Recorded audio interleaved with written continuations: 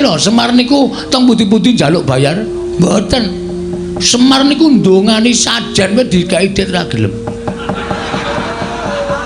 Semar niku mimpin genduran wae disangoni ora gelem apike Semar teng mriki niki lho nek perkara negeske impen tok Semar terus njaluk duit miliar duit triliun niku anggape bapak kula niku montor duiten wae piye ha nek bapak kula niku duweni penemu duweni jati diri ora gelem rawuh teng negara Ngastina niku sebabe bapak niku duwe gegayuhan inggih menika mbangun desa mongko syarate angel syarate kudu digayo nek bapak ninggalke desane teng negara Ngastina tegese bapak niku mementingkan diri sendiri tapi tidak mau tahu tentang keadaan orang banyak wah Edian Bagong kata-katane apik meneng sik Antasena wah Wak totok ndasmu lho kowe. Weh, lali aku tak kira kowe bolone Durna.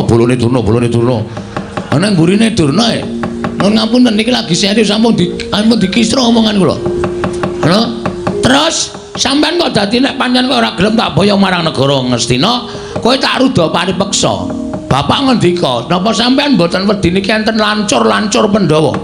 Anak-anak Pandhawa. Selagine bapakne anak-anak Pandhawa wedi karo aku apa meneh bayi-bayi putu-putuku anak-anak Pandhawa aku ora wedi nuwun sewu lho mulutmu harimaumu kowe nek omong nganggo dipikir ngoten nek ngendika nganggo dipikir aja waton ngendika sak penake dhewe nek sampean ngendika sak penake dhewe ngrekoso urip sampean teng Karangkadempel terus kowe arep ngapa kula mewakili bapak mboten ajeng tindak teng negara Ngastina. Lho, piye? Tegese kowe wani karo Begawan Durna. Lho, piye ta cah iki? Lekrek tuwek kok lekrek. Nah wis tuwek, kuwi bakal sing nyambung. Sesuk pasti mengkari nyawang. Waduh anggere ana pardian wayang kulit ana sumbu jaman kapan? Heeh. Teko nganggo kursi roda.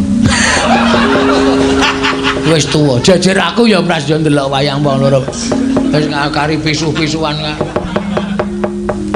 ya ora apa-apa karo nyawang bocah-bocah nom anak-anake dhewe sing padha berkarya ngleluri kabudayan awake dhewe ayo